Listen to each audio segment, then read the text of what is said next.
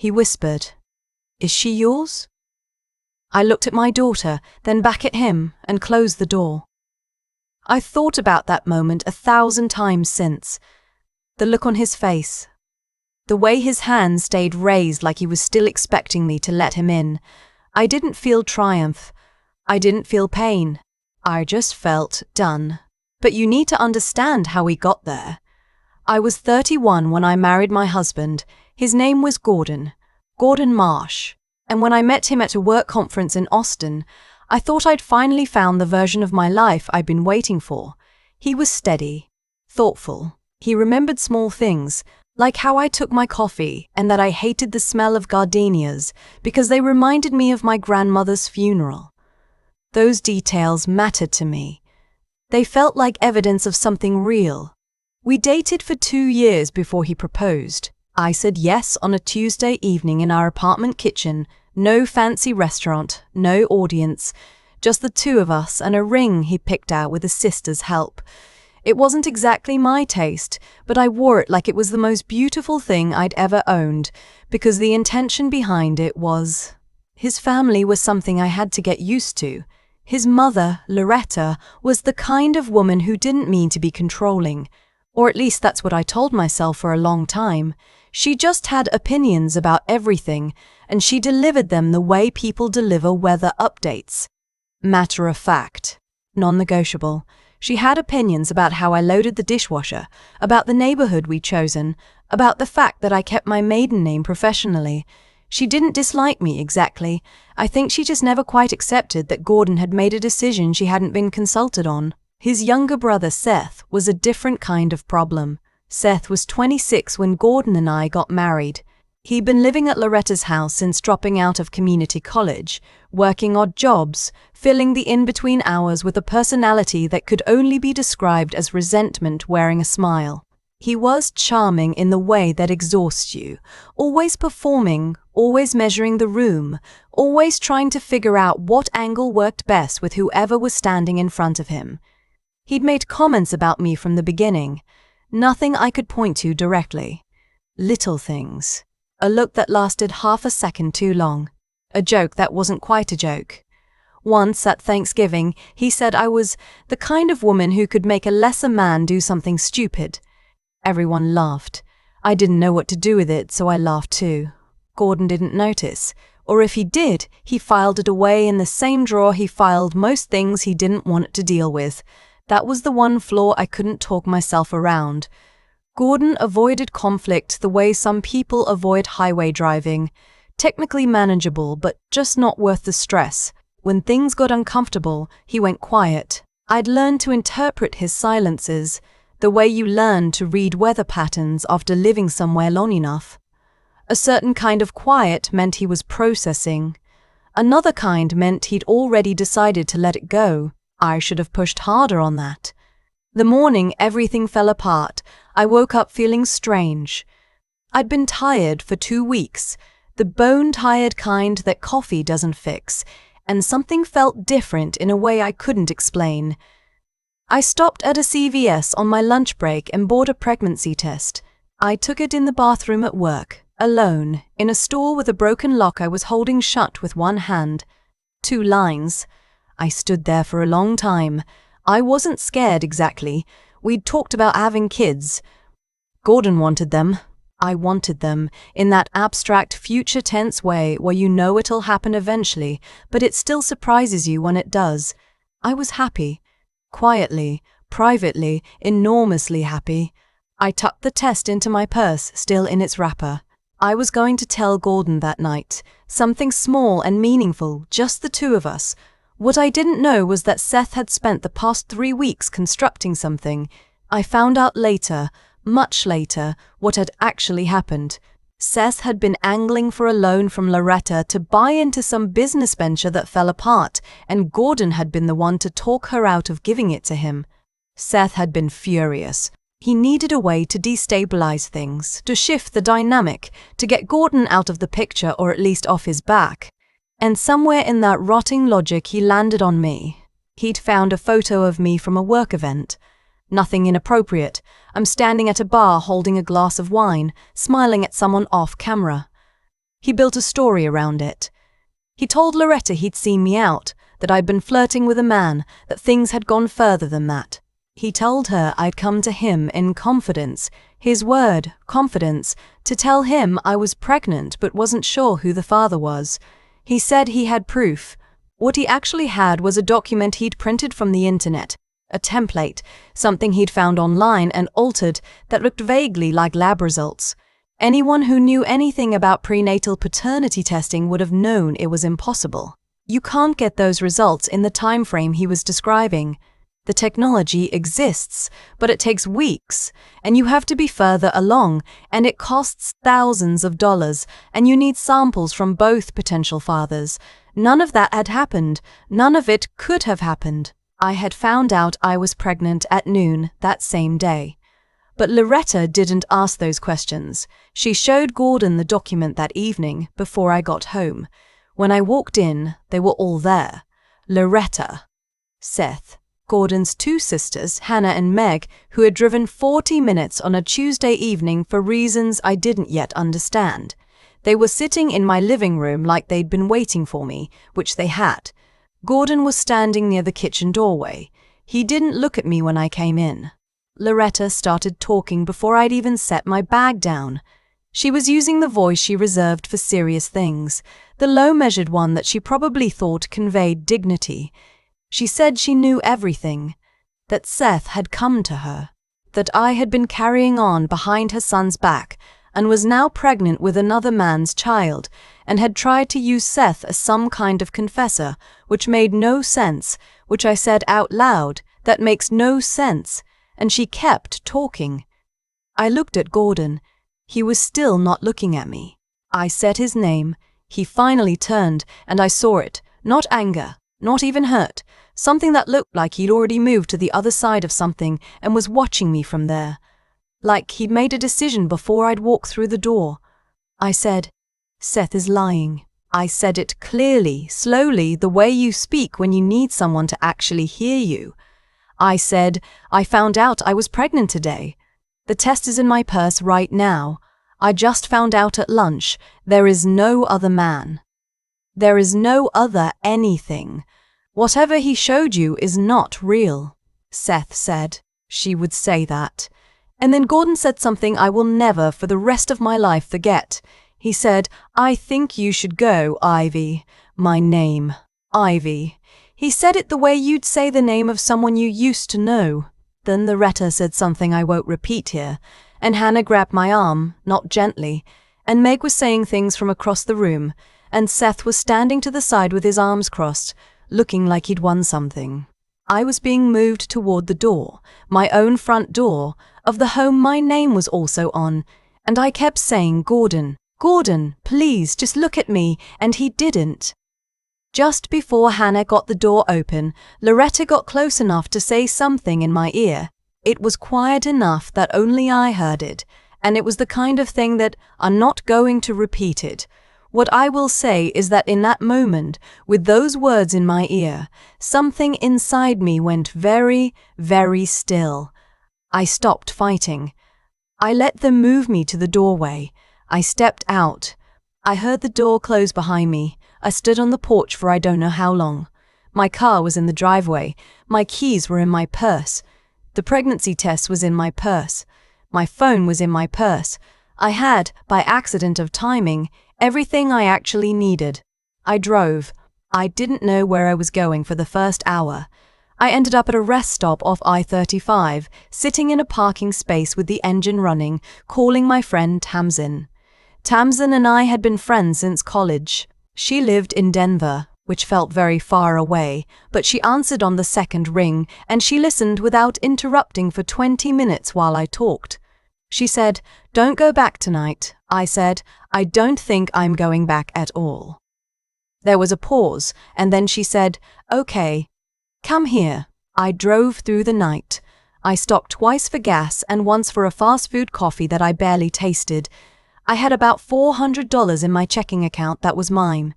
Not ours, mine, from a freelance project I'd been paid for and hadn't deposited into the joint account yet. That $400 felt like the most important thing in the world. I transferred it to my personal account at a gas station ATM at 2 in the morning somewhere in Oklahoma. When I got to Denver, Tamsin had the couch made up and tea on the stove. I sat at her kitchen table and I cried for approximately 45 minutes straight, which was the longest I'd cried since my mother died 3 years before. Then I stopped, and we made a plan. The plan was this. I was not going back. I was going to find a lawyer. I was going to get my name protected, and I was going to figure out how to have this baby on my own terms. The first 2 weeks were the hardest. My phone rang constantly. Gordon, Loretta, Hannah, unknown numbers. I stopped answering. I let the voicemails pile up without listening. On day 9, I turned the phone off completely and bought a prepaid one at a Walgreens. I gave the new number to 4 people: Tamsin, my older sister Deb, my doctor, and eventually a family law attorney named Carol Weston, who I found through the Colorado Bar Association's referral service. Carol Weston was 62 years old, had a framed photo of a border collie on her desk, and had been practicing family law for 30 years. She listened to my entire story with the kind of focused stillness that made me feel, for the first time since that Tuesday evening, like I was being taken seriously by someone with actual power to do something about it. She explained my options clearly. Because we were legally married and I was pregnant, Gordon was presumed to be the legal father regardless of anything Seth had fabricated. A fraudulent document used to manipulate a spouse could have legal implications. My departure, she said, was not abandonment. I had left under duress, following what amounted to a group confrontation in my own home. She helped me document everything I remembered while it was still fresh. I also, on Carol's recommendation, filed a police report. Not because I expected criminal charges. She was honest that the threshold for that was high, but because I wanted a record. I wanted the date and time and my own words on paper, somewhere official, while the details were still raw. The officer I spoke to was tired and overworked, but he listened. He wrote it down. It wasn't nothing. The baby was a girl. I found out at 18 weeks, lying on a paper-covered table in a Denver OB's office with Tamsin holding my hand. I cried again, but differently this time. Her name came to me almost immediately, Wren. I don't know why, it just fit. Tamsin's apartment wasn't a long-term solution. 6 weeks in, I found a studio in a neighborhood called Whittier, small, affordable, close to a park I liked walking through.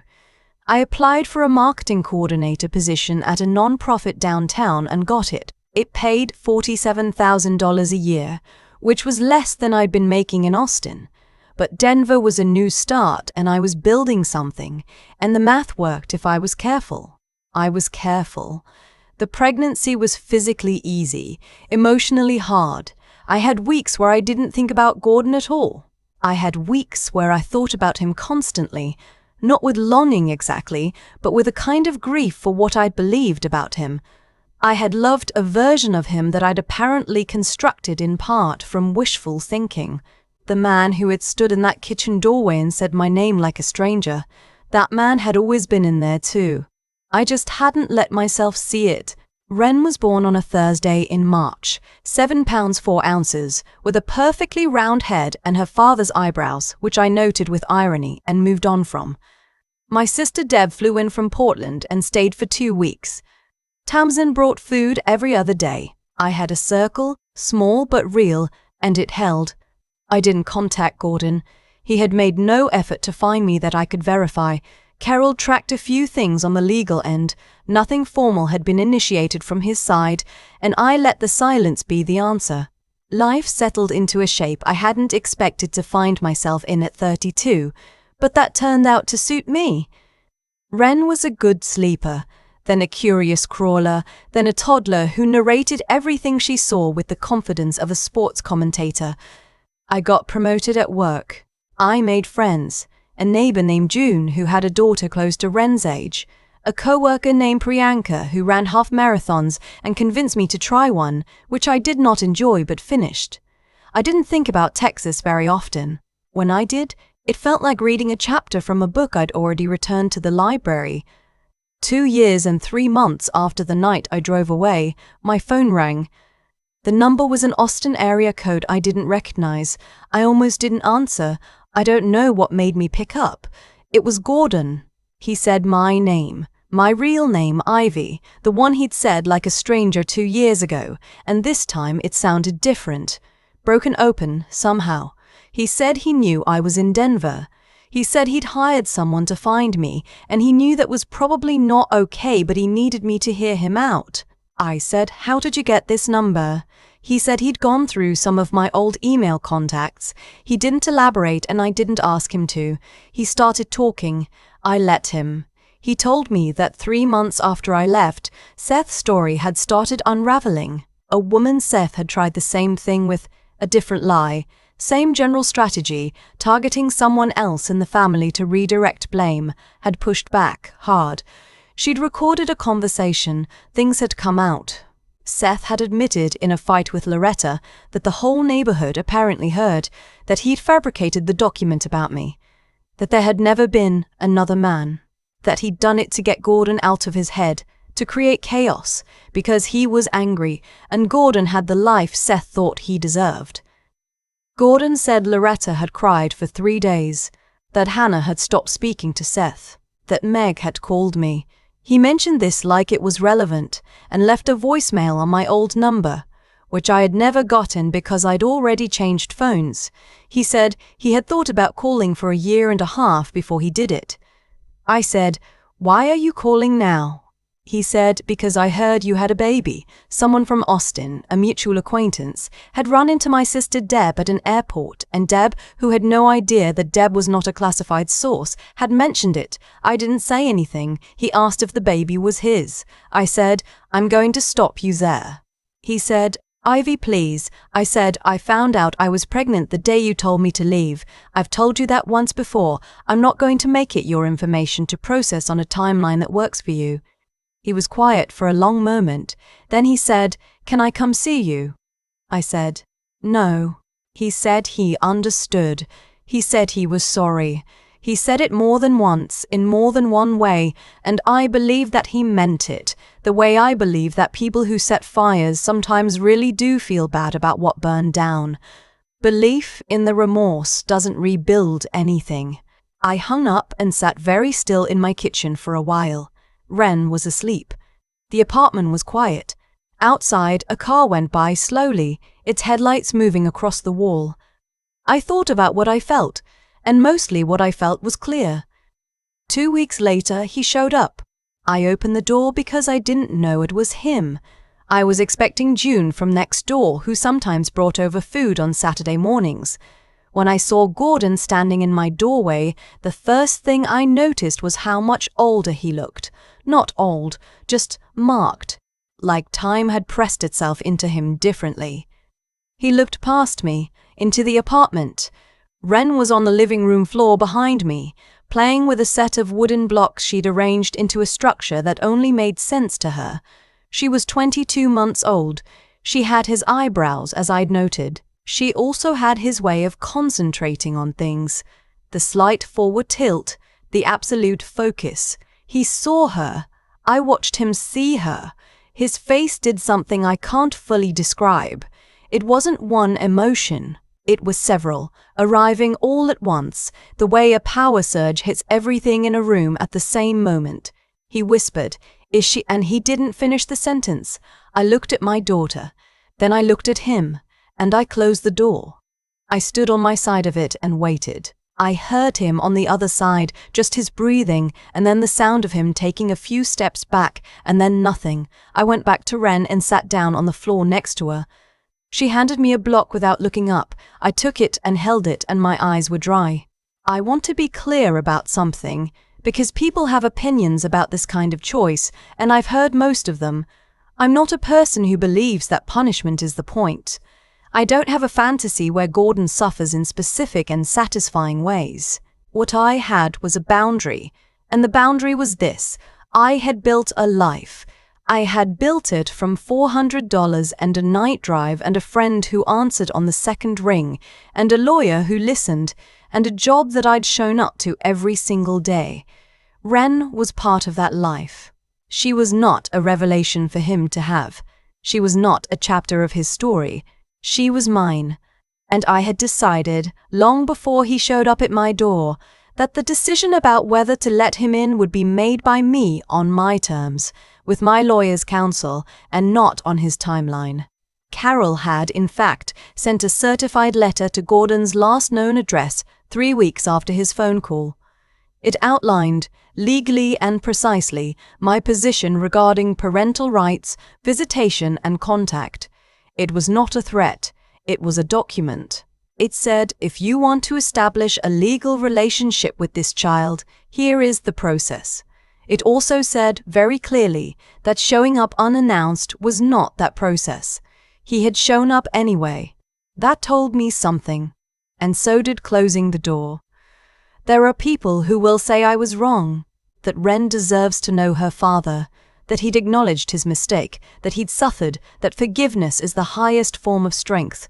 I understand those arguments. I hold them with some respect. I also hold the memory of his voice saying my name like a stranger in my own living room, and the memory of walking out to my car alone, and the 2 years and 3 months I spent building something real out of what he and his family had broken. I've spoken to my attorney regularly since. Things are moving through proper channels now. Gordon filed for paternity establishment 6 weeks after I closed the door, which was his right, legally, and which I did not contest. DNA testing confirmed what I had already told him the day he told me to go. There are now legal agreements in place. They are formal, bounded, specific. Ren will have information available to her when she's old enough to ask for it and to understand it. Seth, from what I've heard through the unreliable network of people who know people, he's still at Loretta's house. The venture he'd wanted the loan for failed anyway, apparently, as all such ventures do. Loretta, according to Hannah, who reached out to me last year, cautiously, and whom I've exchanged a few emails with, has not been well. I feel something about that. It's not satisfaction. It's not quite sympathy either. It's more like the feeling of looking at a photograph of a place you used to live and noticing that the tree in the yard is smaller than you remembered.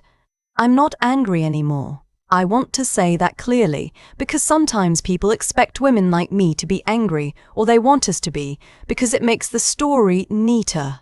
But the anger burned through a long time ago, somewhere around Ren's first birthday, when I watched her eat cake with her hands and laugh at herself, and I realized that every single thing in my life that I actually wanted was in this room.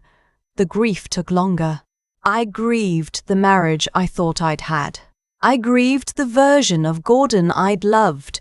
I grieved a little for the Thursday night dinner at home version of my future that I'd quietly assumed was coming. Grief doesn't mean you wanted the wrong thing. It just means you lost something real, even if what you lost was partially your own belief. What I have now, a 2-bedroom apartment that Ren and I moved into last spring because she needed a room of her own, and we needed room to grow. A job I'm good at, and that pays me fairly. A legal arrangement that protects us. A sister who calls every Sunday. A friend who answered on the second ring. Anne Wren, who is 3 years old now and has opinions about everything, including which color cup is acceptable for milk, green, which stuffed animals are allowed in the bed, all of them simultaneously, and whether it's appropriate to wear rain boots to the grocery store, non-negotiable, apparently. She doesn't know her father yet. She knows she has one. She knows she came from a family that is more complicated than some, and that the people who show up every day are the ones who count. She will know more when she's ready, and I will tell her the truth when she asks for it, as much of it as is appropriate for where she is. I am 34 years old. I'm not starting over anymore. I'm just living forward carefully with my eyes open. He stood at my door and said, "Is she?" and I closed it. That was not the end of the story. It was the end of his access to it. The rest belongs to us. I've thought a lot about what actually caused everything that happened, not in a dramatic, cosmic sense, but in the plain, human way that actions compound. Seth didn't lie once and walk away clean. He built something on top of a pattern that had been there for years. Small manipulations, redirected blame, a habit of using other people's stability to cushion his own failures. That kind of behavior doesn't explode out of nowhere. It accumulates. And the people around him, Loretta, Gordon, Hannah, Meg, had spent years choosing not to look directly at it. That choice had a cost, not because the universe sent a bill, but because real life runs on cause and effect. And when you let something like Seth go unchecked long enough, it eventually swings wide enough to hit everyone in the room. Gordon's failure wasn't cruelty. That almost would have been easier to make sense of. His failure was the same one he'd had since I'd met him, the refusal to stay present when things got hard. He had the information he needed that night. He had me, standing in his living room, telling him the truth. He chose the easier thing, which was to believe the story that had already been handed to him, because building a defense for me would have required conflict, and conflict was the one thing he'd spent his whole life avoiding. That's not a character flaw you fix with an apology. It's a pattern that has to be actively broken, and he hadn't broken it. Not that night. Maybe not yet at all. What I keep coming back to when I think about my own part in this is that I spent too long interpreting his silences generously. I called it patience. I called it understanding his communication style. What it actually was, if I'm being honest with myself, was a choice not to demand more. I had seen the drawer where he filed uncomfortable things. I had watched him go quiet at Seth's jokes. I had noticed, and I had decided it wasn't worth the friction. We both made choices that led us to that Tuesday evening. His were larger. Mine were quieter, but they were still mine. The 2 years I spent in Denver, building from $400 and a night drive and a friend who answered, taught me something I don't think I could have learned any other way. That capability is mostly revealed under pressure, not before it. I didn't know I could do what I did until I had no other option. I didn't know I could negotiate a lease alone, or navigate a family law attorney's office, or file a police report on a shaking Thursday morning, or push a baby into the world with only Tamsin's hand to hold. I didn't know any of that. And then I did it, and then I knew. Ren exists because I kept moving. That's the part that silences me when I really think about it. Every small decision, turn the car on, drive, call Tamsin, don't go back, led to her. She is, in the most literal sense, the consequence of choosing myself when everything around me said I didn't get to. I'm not going to tell anyone what to do with their own Gordon, their own Seth, their own living room full of people who chose the easier story. Every situation has its own weight and its own math. What I will say is this: the door I closed was not an act of anger. It was an act of clarity. I had done the work. I had made a life, and I had made it without anyone's permission. That's the thing nobody tells you about being pushed out. Sometimes what's on the other side of the door they shut on you is actually yours.